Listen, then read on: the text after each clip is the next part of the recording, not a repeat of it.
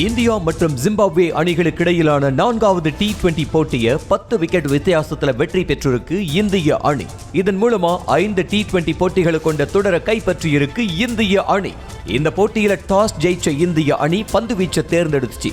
முதல்ல பேட்டிங் செஞ்ச ஜிம்பாப்வே அணி 152 ரன்களை எடுத்திருந்த நிலையில விக்கெட்டுகள் இழப்பேதும் இல்லாம 15.2 ஓவர்களையே இலக்கை எட்டி அபார வெற்றி பெற்றிருக்கு இந்திய அணி. தொடக்க வீரர்களா களமிறங்கின ஜெய்ஸ்வால் 93 ரன்களையும் சுப்மன் கில் 58 ரன்களையும் விளாசி அசத்தி இருந்தாங்க.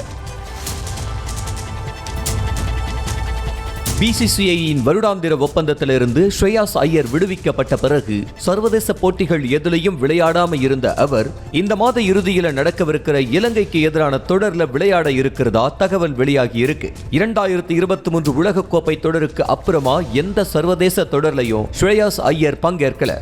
இந்த ஆண்டு IPL தொடர்ல ஸ்ரேயாஸ் தலைமையிலான கொல்கத்தா நைட் ரைடர்ஸ் அணி கோப்பையை ஜெயிச்சிருந்த நிலையில இப்போ இந்த செய்தி வெளியாகி இருக்கு.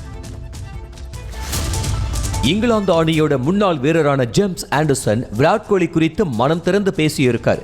ஆரம்ப காலங்கள்ல விராட் கோலிக்கு எதிராக விளையாடுறது ரொம்பவுமே ஈஸியா இருக்கும். ஒவ்வொரு பந்துலையுமே அவரை அவுட் ஆக்கிடலாம் அப்படின்னு தான் தோணும். ஆனா இப்ப அவ்வளவு ஈஸியெல்லாம் கோலியை அவுட் ஆக்க முடியாதுன்னு சொல்லியிருக்காரு. அது மட்டும் இல்லாம விராட் கோலிக்கு பந்து வீசும் போது தாழ்வு மனப்பான்மை ஏற்படும்னு சொல்லியிருக்கிறாரு ஆண்டர்சன்.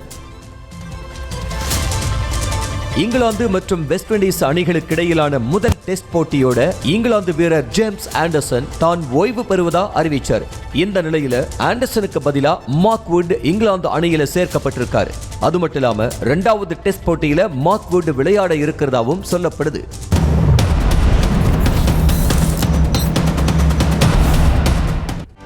செய்திகளை உடனுக்குடனும் துல்லியமாகவும் தெரிந்து கொள்ள சப்ஸ்கிரைப் பண்ணுங்க.